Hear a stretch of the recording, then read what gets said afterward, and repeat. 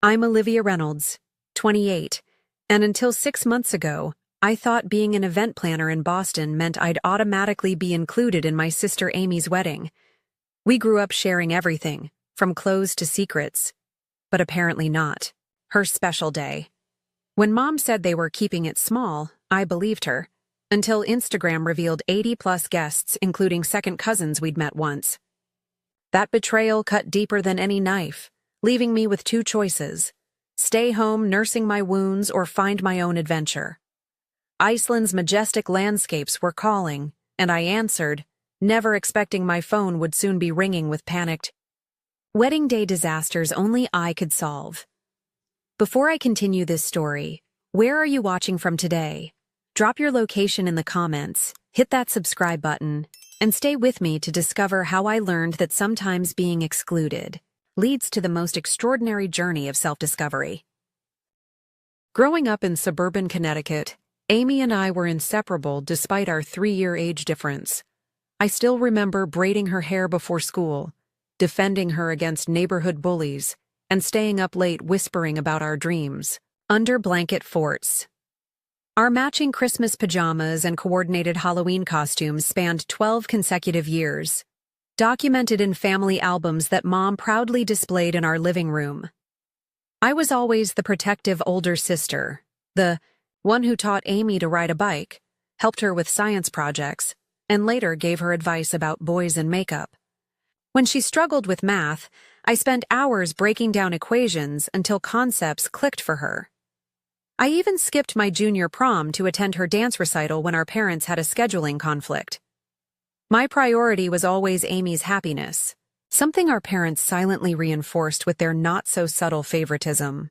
Dad would bring Amy surprise gifts, just because, while mine typically arrived only on birthdays or Christmas.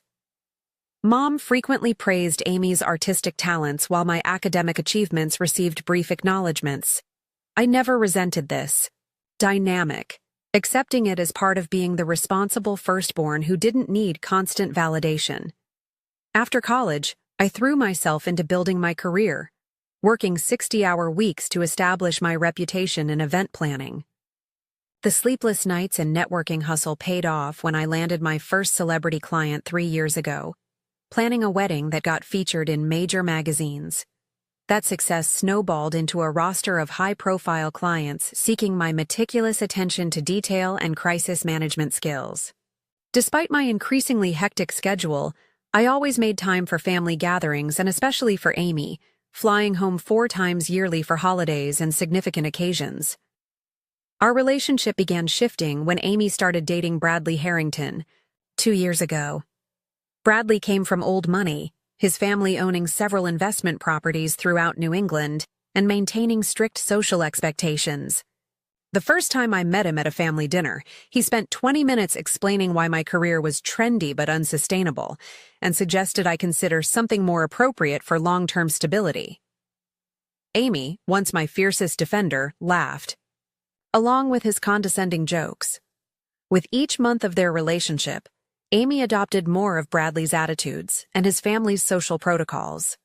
She began criticizing my apartment as too bohemian, my casual dating life as lacking direction, and my fashion choices as trying too hard to be unique.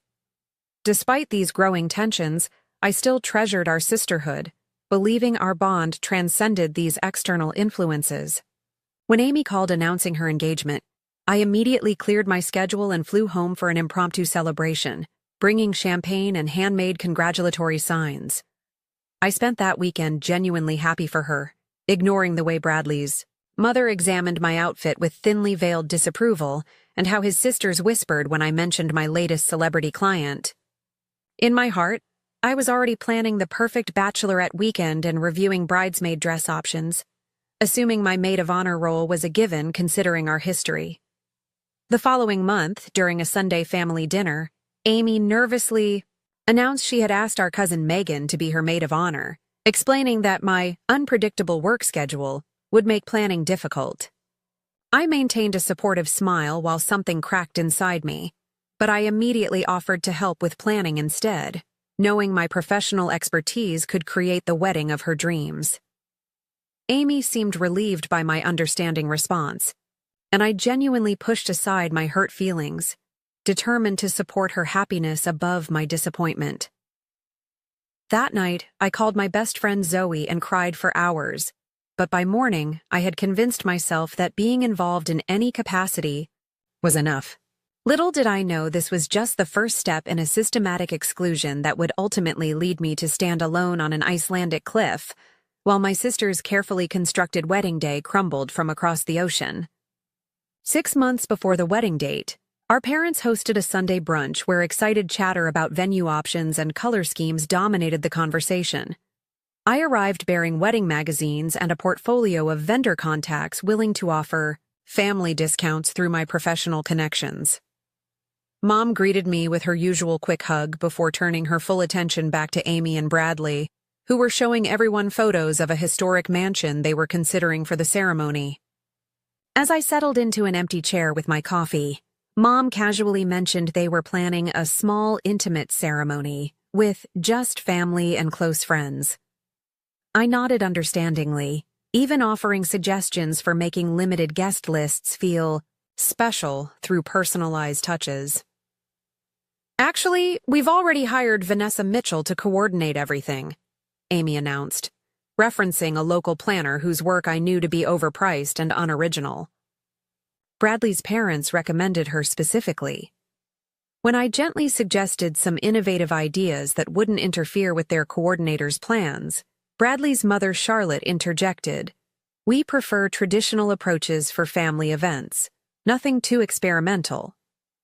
The dismissal was subtle but clear, leaving me to silently sip my coffee while everyone continued discussing details without seeking my input. In the weeks that followed, I watched as bridesmaids were announced on social media, dresses were selected, and engagement photo sessions were shared online. My calls to Amy became increasingly brief, with her citing wedding stress and busy schedules before rushing off the phone. March turned to April, then May, with no formal invitation arriving, while other family members began mentioning travel arrangements. The gnawing anxiety finally prompted me to text Amy directly.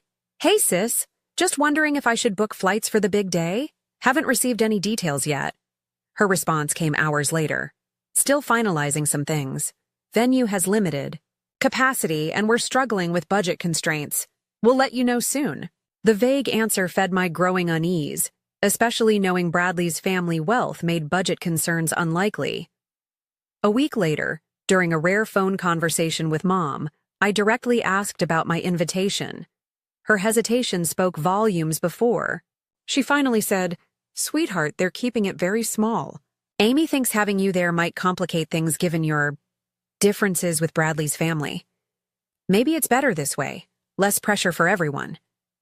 The explanation landed like a physical blow, but I swallowed my hurt and pretended to understand, not wanting to create additional family tension.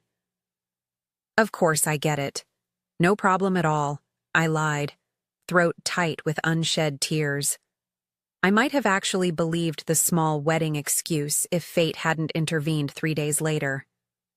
While scrolling through Instagram during my lunch break, I stumbled across photos from Amy's extravagant bridal shower posted by our cousin Megan. The elaborate event featured custom floral arrangements, personalized gift bags, and at least 30 guests, including several distant relatives I barely recognized. Confused, I clicked through to other tagged photos, discovering posts about hotel blocks reserved for wedding guests and excited comments about the big day from people I'd never met. Further investigation revealed a wedding website with detailed information about the 3-day celebration, including a welcome dinner, ceremony, reception, and farewell brunch. The guest count listed on their registry information: 80+ attendees. My hands shook as I scrolled through names of second cousins, Bradley's family's business associates, and even my parents' neighbors who had moved in after I left for college. The evidence was undeniable. This wasn't about keeping things small or intimate. I was being deliberately excluded while everyone pretended otherwise. That evening, voice trembling, I confronted my mother via phone, demanding the real reason for my exclusion. After painful silence, She finally admitted the truth. Bradley's family doesn't approve of your lifestyle choices, darling. They're very traditional and feel your career focus, urban living, and dating habits wouldn't align with the atmosphere they want to create. Amy didn't want to hurt your feelings, but she's trying to make a good impression on her new family. The words echoed in my apartment long after I'd hung up, each syllable confirming my deepest insecurity, that my own family had deemed me unworthy of inclusion on one of their most important days, offering me up as a sacrificial lamb to appease my sister's future in-laws and their outdated values. The weeks following this revelation became a blur of sleepless nights and tearful mornings. My normally meticulous work suffered as I found myself staring blankly at seating charts for other people's celebrations, while my own family had literally unseated me from theirs. Friends noticed my withdrawal, with Zoe finally confronting me after I canceled plans for the third consecutive weekend. "You need to stand up for yourself, Liv," she insisted during an intervention dinner at my apartment. "They're gaslighting you about this whole small wedding nonsense and making you feel crazy for being hurt." Marcus, my colleague and close friend, agreed more bluntly. "Your sister is being a coward. If she's ashamed of you because some rich boyfriend's family disapproves, that's her moral failure, not yours." Their outrage validated my pain, but couldn't erase the growing emptiness that followed me through each day. With their encouragement, I attempted one final conversation with Amy, calling on a Tuesday evening when I knew she'd be alone while Bradley attended his weekly squash game. The conversation started civilly enough, with casual questions about wedding preparations, until I finally gathered the courage to address the elephant in the room. "Amy, I know I'm not invited to your wedding, and I know it's not about venue, size, or budget. Can we please just be honest with each other about why?" My sister's immediate defensive reaction told me everything. "Not everything is about you, Olivia. This is my day, and I need it to go perfectly without any drama or complications. Why can't you just understand that for once?" Her words cut deeper than any previous exclusion. "What drama would I cause exactly?" "By existing as myself," I countered, tears threatening. "You know how you are," Amy snapped. "Your whole independent, career-focused persona. The way you challenge everything traditional. Bradley's family is important to me, and they have certain expectations about family values." The argument escalated, until Amy finally blurted, "Maybe if you'd settled down instead of jumping between relationships and prioritizing your career above everything, you'd understand what family really means." I hung up, hands shaking, realizing my sister had fundamentally misunderstood everything about me. My career success and independent choices weren't rejections of family values, but different expressions of the same work ethic our parents had instilled in us. A subsequent attempt to discuss the situation with my mother proved equally fruitless. "Darling, sometimes we need to make sacrifices for family harmony," she suggested, as if my dignity were a reasonable price for Amy's social climbing. "Could you just understand and not make a scene? This wedding is stressful enough without adding complications." My father's response was perhaps the most painful. Complete silence. During a brief visit home when I tried to discuss my feelings, he simply stared at his newspaper, mumbling about women's business, and not getting involved. His passivity feeling like the deepest betrayal from the man who once promised to always protect both his daughters equally. Even casual family gatherings became minefields of subtle jabs, like when Bradley's sister Rebecca commented at a pre-wedding family dinner I'd been reluctantly invited to. It must be so liberating to focus exclusively on career without worrying about building a real family life. Or Bradley's father asking pointedly, "Do you think you'll ever settle into a more conventional lifestyle, or is this urban professional phase something long-term?" Each interaction reinforced that I was somehow defective in their eyes, too independent, too career-focused, too myself.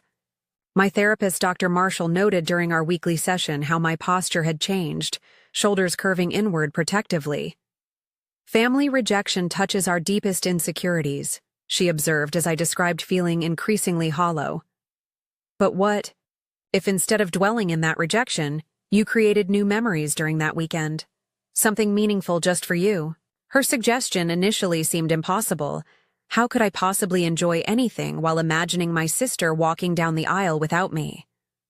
But that night, unable to sleep, I found myself Googling places to travel alone at 3 in the morning. The algorithm served me images of Iceland's otherworldly landscapes, massive waterfalls, black sand beaches, and the possibility of northern lights even in early summer. Something about those empty, beautiful spaces called to my wounded spirit. Go somewhere that makes family drama seem small, Dr. Marshall had suggested. What could make human problems feel more insignificant than standing before nature's raw power? The idea took root, growing stronger each day as I researched flights, accommodations, and tours. I told no one about my plans, quietly requesting time off work and arranging for a colleague to cover my ongoing projects. While my family assumed I would be home alone, nursing my wounds on the wedding weekend, I was meticulously planning my escape to another world, one where being excluded from a wedding would seem as insignificant as a single grain of black volcanic sand. 3 days before my scheduled departure, my phone lit up with an unexpected call from Mom. "Olivia, thank goodness you answered," she began without greeting, her voice tight with stress. "There's been a situation with the wedding. Vanessa, their coordinator, quit yesterday after some disagreement with Bradley's mother." A heavy pause followed before she continued. "Amy is distraught. They're wondering if you might be willing to help out, just with some logistics and vendor management. You wouldn't need to attend the ceremony itself, of course." The request landed like a slap. Good enough to work behind the scenes, but not to witness my own sister's vows. "I'm afraid that won't be possible," I replied, surprising myself with my steady voice. "I've made other plans for that weekend. I'm going to Iceland." The shocked silence on the other end was almost worth the months of hurt. "Iceland? But Olivia, this is your sister's wedding. Surely you can postpone a vacation." My mother's disbelief quickly transformed into guilt tactics about family obligations and how Amy was extending an olive branch by including me in this way. An olive branch would be an actual invitation, Mom, not a last-minute request for free professional services, while still excluding me from the celebration. After 20 minutes of emotional manipulation attempts, I ended the call with newfound determination, finishing my packing with a lightness I hadn't felt in months. The liberation of boarding my flight 2 days later was indescribable, each mile separating me from Boston feeling like shackles falling away. Landing in Keflavik under a sky of impossible blue, I collected my rental car and began the drive toward my guest house in Reykjavik, windows down to breathe in air so crisp it almost hurt my lungs. The landscape unfolded around me like another planet. Vast fields of moss-covered lava rock, stretching toward distant mountains, occasional sheep dotting the hillsides like tiny cloud puffs. My small but charming guest house welcomed me with Scandinavian simplicity, the owner Christian offering homemade bread and recommendations for local experiences, away from tourist crowds. That first evening, still adjusting to the disorienting midnight sun, I joined a group dinner where travelers shared their stories over Arctic char and roasted vegetables. Among them was Elisa, a 34-year-old local guide with intricate tattoos circling both wrists and a laugh that seemed to come from somewhere ancient. "You're traveling alone?" she asked, pouring me more of the local Brennivine spirit. When I nodded, she continued, "Good. Iceland reveals herself differently to those who come without companions." Learning I had 5 days in her country, Elisa offered to show me places most Americans never see, an invitation I gratefully accepted. The following morning, she arrived in a rugged Jeep, tossing my suitcase in the back with instructions to bring only essentials for our first adventure. "Today we visit Thorsmörk, the Valley of Thor," she announced as we left the city behind, crossing rivers and navigating rocky paths that barely qualified as roads. During the drive, Elisa shared her own story of family complication, her decision to become a guide instead of joining her father's fishing business had created a rift that took years to heal. Sometimes the hardest thing is staying true to yourself when those who should support you most try to reshape you, she observed, words that resonated through my chest like the bass drum I could feel but not hear. Thorsmork revealed itself as a lush valley nestled between three glaciers, its vibrant green shocking against black volcanic soil and snow-capped mountains. Hiking through this landscape felt like walking through the pages of ancient mythology, each step carrying me further from the pettiness of my family's rejection. At one point, standing breathless at the edge of a canyon, Elisa pointed to a massive waterfall in the distance. Icelanders believe water carries away what no longer serves us, she said. What would you like that water to take from you today? Without hesitation, I answered, the need for approval from people who cannot see. Me, clearly. She nodded approvingly before leading me closer to the thundering water, where the constant mist created perfect rainbows in the sunlight. That evening, we joined 3 other travelers at a remote cabin where Elisa prepared traditional Icelandic lamb soup while northern winds rattled the windows. Sophie from Canada, Miguel from Spain, and Jens from Germany shared their own stories of family expectations and the freedom found in distance. Miguel especially understood my situation, having been excluded from his brother's wedding after coming out 2 years earlier. Family thinks they reject parts of us they don't understand, he reflected, firelight dancing across his face, but they really reject parts of themselves they fear. Under a sky that never fully darkened, our conversation continued until dawn, strangers becoming confidants through shared vulnerability and the peculiar intimacy travel creates. My 3rd day in Iceland brought the most transformative experience yet. A hike across Sólheimajökull Glacier with Elisa leading the way, crampons strapped to our boots and ice axes in hand. The ancient ice groaned and shifted beneath us, brilliant blue crevasses revealing centuries of compressed time. Ice remembers everything, Elisa explained, pointing to sediment layers. It holds the past, but keeps moving forward, always changing shape. Standing small against that massive flowing ice river, my family drama suddenly seemed microscopic, a momentary blip in the vast timeline of existence. That night, bundled in thermal layers despite the summer season, we drove to a remote location, away from all light pollution. If we're lucky, Elisa promised, the auroras might dance for us even in June. Fortune smiled as faint green wisps gradually strengthened into undulating curtains of light across the northern sky. Tears froze on my cheeks as the lights pulsed. Above us, their ghostly dance both humbling and healing. Under that cosmic display, surrounded by new friends who accepted me without conditions, I felt something long constricted in my chest finally release. The universe was too vast, too wondrous to remain small beneath human rejection. Tomorrow is your sister's wedding, Elisa noted softly as we watched the lights. How do you feel about that now? I considered the question seriously before answering, like I'm exactly where I need to be. I woke on Saturday to pale sunlight filtering through handmade curtains in the small cottage Elisa had arranged for my 4th night, momentarily disoriented by the unfamiliar surroundings before remembering. Today was Amy's wedding day. 7 hours ahead of Boston time meant the wedding party would still be sleeping while I sipped coffee by a panoramic window overlooking Lake Mývatn's volcanic landscapes. The strange peace I'd found over the past days remained intact until my phone began vibrating aggressively against the wooden nightstand, multiple notifications lighting up the screen simultaneously. 3 missed calls from Mom, 2 from Dad, and a flurry of increasingly panicked texts from Amy herself. Curiosity overcoming my better judgment, I opened the most recent message.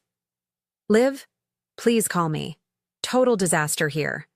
Venue flooded overnight. From broken pipe. Everything ruined. Need your help desperately. More messages revealed the cascading catastrophe. The exclusive historic mansion they'd booked had experienced a major plumbing failure at 3 a.m., with water damage throughout. The main reception hall, Their coordinator, Vanessa, who'd already been replaced once, was unreachable, having apparently turned off her phone after a final argument with Bradley's mother yesterday. The catering company, upon learning of the venue change, was demanding additional fees for last-minute relocating that exceeded the wedding budget. To compound matters, the officiant had called with strep throat, barely able to speak. The perfect wedding Amy had excluded me from was disintegrating hourly. And now, suddenly I was worth contacting.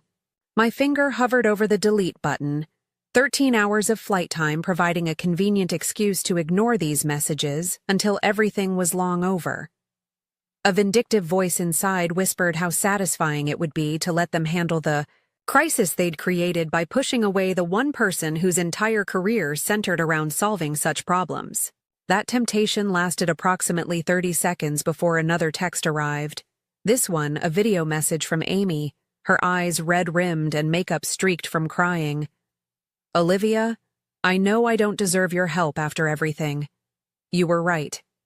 Bradley's family pressured me to keep the wedding appropriate, and I was too weak to stand up for you. I'm so sorry. Please, if you can find it in your heart to advise us remotely, I'd be eternally grateful."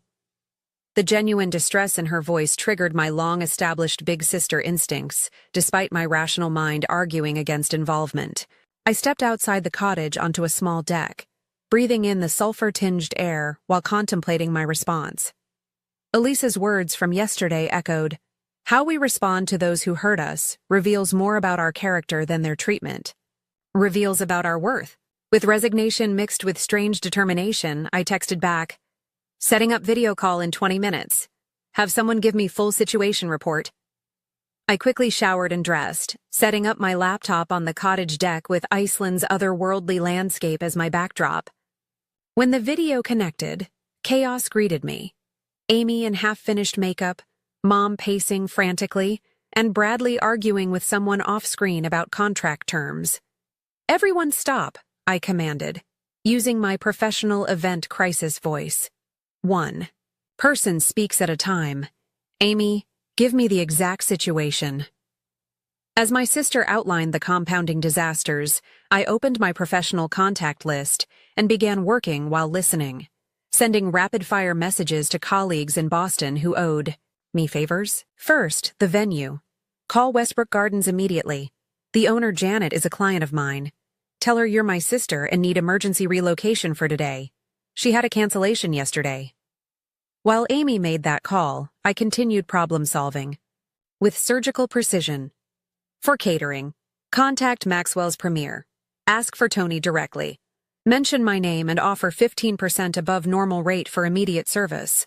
They can mobilize a team within hours. The efficient problem required more creativity. "Bradley, your uncle is a judge, correct? He has legal authority to perform the ceremony. Have your father call him immediately." As I dispatched solutions from 3,500 miles away, sipping Icelandic tea while a distant geothermal vent released steam behind me, I noticed Bradley's parents hovering at the edge of the video frame, their expressions shifting from disdain to reluctant appreciation as I efficiently untangled their catastrophe. Charlotte Harrington herself finally addressed me directly. "I must say, Olivia, you're handling this with remarkable competence." The backhanded compliment almost made me laugh. "This is literally my profession, Mrs. Harrington. The one you considered inappropriate for someone associated with your family." The slight flinch in her perfectly Botoxed forehead provided quiet satisfaction before I returned to the logistics at hand. For 3 hours, I directed the emergency restructuring of Amy's wedding, making calls, negotiating with vendors, and creating a revised timeline that would salvage the essential elements, while necessarily simplifying others. Through my laptop screen, I watched as initial panic transformed into cautious optimism, my professional network rising to the occasion with remarkable efficiency. When Janet from Westbrook Gardens sent photos of her staff already setting up for the ceremony, Amy burst into fresh tears, these of relief rather than despair. As vendors confirmed and solutions materialized, I noticed Bradley watching me with newly appraising eyes. "Your sister is extraordinary," he commented to Amy, loud enough for me to hear. I had no idea her connections were so substantial. The realization that my exclusion had been based on completely misjudging my professional stature added yet another layer of irony to the situation. By mid-afternoon Icelandic time, with the wedding now just hours away in Boston, the crisis had largely been averted. The ceremony would proceed at the arguably more picturesque Westbrook Gardens. Catering was confirmed with an adjusted menu. Bradley's uncle had agreed to officiate, and emergency florals were being repurposed from another event ending that morning. Before ending the call, Amy asked everyone to leave her alone with me virtually. When we were finally in private, my sister's careful facade crumbled completely. "I've been horrible to you, Liv. Letting Bradley's family dictate who should be at my wedding, excluding my own sister to impress people who will never truly care about me the way you do. Can you ever forgive me?" The question hung between us, spanning oceans and time zones, weighted with years of complicated family dynamics. "I'm working on it," I answered honestly. "But Amy, you need to understand something. I helped today because I love you, but this doesn't erase the hurt. Trust takes longer to rebuild than a wedding day." She nodded, tears flowing freely now. "I know. I just hope this can be a beginning. And Liv? Iceland looks beautiful on you. I can see something different in your eyes." As we said goodbye and I closed my laptop, I realized she was right. Something fundamental had shifted inside me during these days of self-imposed exile. The wedding would proceed without me physically present, but for the first time since this ordeal began, that fact no longer defined my worth. 2 weeks after returning from Iceland, with its landscapes still vivid in my dreams, I received a text from Mom requesting my presence at Sunday dinner to discuss recent events. The formal wording and uncharacteristic advance notice signaled the importance they attached to this gathering. Despite my instinct to decline, Dr. Marshall encouraged me to attend with newly established boundaries intact. "You've changed through this experience," she reminded me during our session. "Now is your opportunity to demonstrate that change." Arriving at my parents' Connecticut home exactly on time rather than my usual 15 minutes early, I noted 4 cars in the driveway. Mom, Dad, Amy, and Bradley were all present. The knowledge that I would face the complete assembly of those who had excluded me sent adrenaline coursing through my system. But something else accompanied it now. A steadying confidence born from standing alone on Icelandic cliffs and surviving. Mom opened the door with nervous energy, her typical quick hug replaced by an awkward hovering as if unsure of her welcome in my space. I moved past her with calm purpose, entering the living room where everyone waited in uncomfortable silence. Dad stood immediately, uncertainty etched across his features, while Amy and Bradley remained seated on the sofa, hands tightly clasped. "Olivia," my father began, using my full name as he did in serious moments. "We're very glad you came."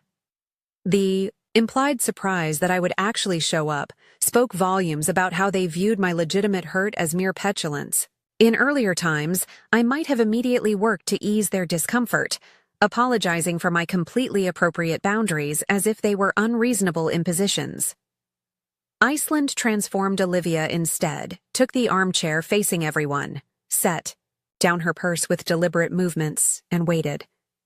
The silence stretched uncomfortably until Mom attempted her standard deflection. "Well, this has all been quite dramatic, hasn't it? But family is family, and we should put these little misunderstandings behind us." The dismissive characterization of my systematic exclusion as a little misunderstanding might once have made me question my own perceptions. Now it merely confirmed how necessary my emotional distance had become. "This wasn't a misunderstanding, Mom," I stated calmly. "You all made deliberate choices to exclude me from a significant family event, then lied about the reasons. I'd appreciate if we could at least acknowledge that reality before attempting to move forward." My directness visibly startled them, particularly my father, whose discomfort with emotional confrontation had always been pronounced. Amy spoke next, her voice small. "Olivia's right. We need to be honest about what happened." She turned toward me, shoulders squared, despite her evident anxiety. I allowed Bradley's family to influence who should be included in my wedding because I was desperate for their approval. I prioritized their judgment over our relationship, and I justified it with excuses instead of having the courage to tell you the truth. Bradley, surprisingly, added his own acknowledgement.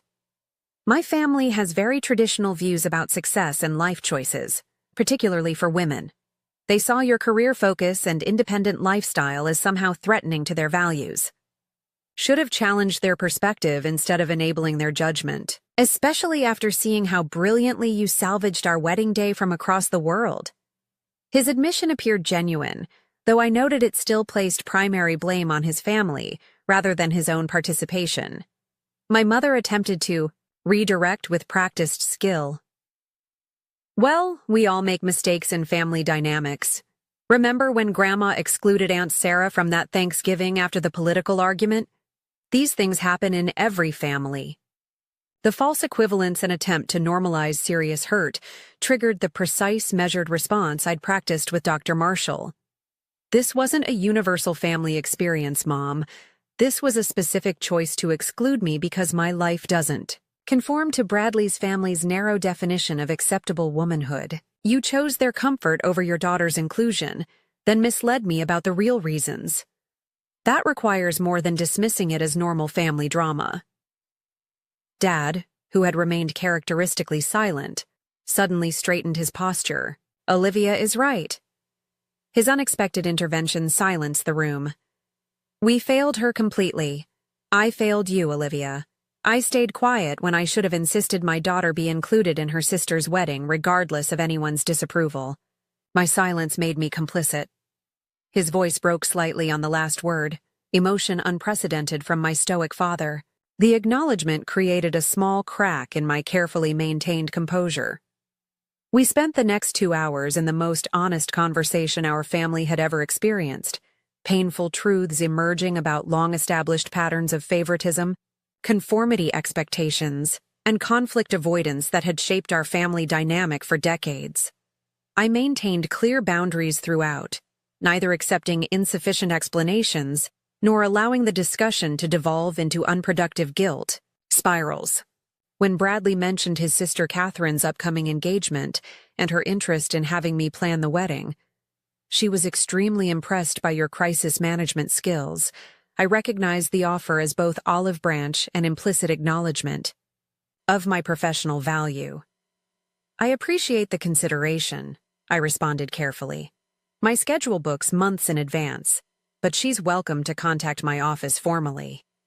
The subtle repositioning of our relationship, from excluded family member to sought-after professional whose time carried premium value, wasn't lost on anyone present. As the conversation drew to its natural conclusion, Amy suggested family therapy sessions, an idea so unprecedented in our conflict-avoiding household that it signaled genuine desire for change.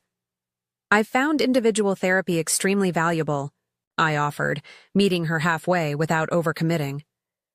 I would consider joining family sessions if everyone participates fully. Even more surprising was my father's immediate agreement, followed reluctantly by my mother's. Before leaving, Amy and I shared a moment alone in the kitchen, the familiar setting highlighting how much had changed between us. I found your travel photos online, she admitted. Iceland looks incredible. Those northern lights, did they really look like that in person? The simple question opened a brief connection around something unrelated to our conflict. Actually, they were more beautiful than any photo could capture. The lights seemed alive somehow, dancing across the sky. For a flickering moment, we were just sisters again, before Amy reached tentatively for my hand. I miss you, Liv. Not just now, but for the past couple years. I let myself become someone I don't recognize. I squeezed her fingers briefly before, gently withdrawing. I miss the person I thought you were too. Maybe we can both rediscover ourselves through honest conversation. Leaving my parents' house that evening, I realized that while Iceland had given me perspective on my family's treatment, it had offered something even more valuable: a clear vision of who I could be when freed from the constraint of seeking approval from those unwilling to truly see me. 6 months have passed since that fateful wedding weekend, months filled with gradual rebuilding and recalibration of expectations. The holiday season approaches, bringing its inevitable family gatherings and potential tensions, but I face them with newfound equanimity.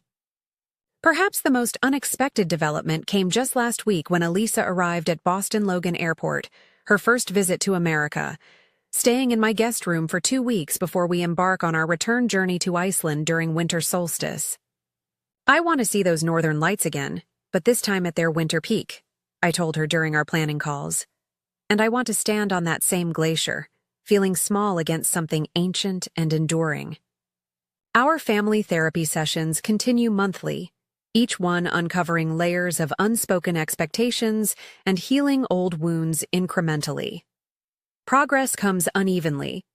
2 steps forward during an honest breakthrough, 1 step back when old patterns resurface. My mother still occasionally makes comments about my unusual lifestyle choices, but now catches herself mid-sentence, making visible efforts to understand rather than judge.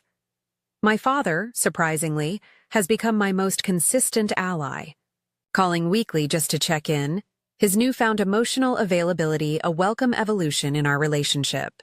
He recently confessed that watching me handle the wedding crisis from Iceland with such professional command made him see me as a fully actualized adult for the first time. "I've always been proud of you, Olivia," he admitted during a rare one-on-one lunch. "But I never properly expressed it because I didn't fully understand your world. I do now." The professional fallout from the wedding fiasco brought unexpected opportunities. Bradley's sister Catherine did indeed hire me for her upcoming wedding, her substantial budget and high-profile guest list opening doors to an even more exclusive clientele. More significantly, through Catherine's connections, I landed Miranda Falcone, the tech industry billionaire, as a client for her foundation's annual gala. The event's success led to a profile in Business Insider, highlighting my crisis management expertise and unparalleled vendor relationships. Amy and I have established a fragile new connection, different from our childhood closeness but potentially more honest. During a recent afternoon shopping together, our first such outing in years, she confessed that her marriage to Bradley requires more compromise than she anticipated. "Sometimes I look at your freedom and wonder what I've given up," she admitted as we shared coffee afterward. Rather than offering platitudes, I acknowledged the complexity of her feelings. Every choice closes certain doors while opening others. The question is whether you're choosing based on your authentic desires or others' expectations. We're learning to have these more substantial conversations, replacing the surface chatter that previously masked our growing differences. The friendship I formed with Elisa evolved through regular video calls and shared book recommendations. Her perspective as someone who rebuilt a damaged family relationship offers practical wisdom during difficult moments. "Family healing isn't linear," she reminded me last month when a therapy session left me frustrated. "It spirals like our Icelandic weather, sometimes returning to familiar storms before clearing again. Perhaps the most profound change remains internal. The unshakable certainty that my worth exists independently from family approval or inclusion." I recently declined a family beach weekend that conflicted with a personal retreat I'd planned, something pre-Iceland Olivia would never have dared. "I'll catch you next time," I stated simply, without elaborate justifications or apologies. The freedom in that boundary setting felt more exhilarating than any professional achievement. Last night, standing on my apartment balcony beneath Boston's light-polluted sky where stars struggle for visibility, I found myself thinking about that night under Iceland's dancing auroras. The universe had offered a powerful metaphor. Sometimes, we must remove ourselves from familiar but dim surroundings to witness true brilliance. Being excluded from my sister's wedding initially felt like the ultimate rejection, but it ultimately propelled me toward the most significant self-acceptance of my life. The painful exclusion created space for extraordinary inclusion in experiences. and relationships that truly honored my authentic self. As I look toward future family gatherings, I carry this truth. We cannot control others' capacity to value our presence, but we can absolutely refuse to diminish ourselves to earn a seat at tables that should welcome us without condition. This journey has taught me that sometimes the most loving thing we can do for ourselves and ultimately for our relationships is to walk away from spaces where we're expected to make ourselves smaller. The path back, if there is one, must be walked with equal dignity on both sides. Have you ever found yourself excluded from something important by the people who should value you most? How did you respond? Did you fight to be included or find your own path like my Iceland journey? Share your story in the comments below. If this resonated with you, please subscribe to hear more authentic stories about family relationships and personal growth. Hit that like button if you've ever had to choose between meeting others' expectations and honoring your own truth. Thank you for witnessing my journey from exclusion to empowerment. May you find your own Iceland whenever life's disappointments try to diminish your light.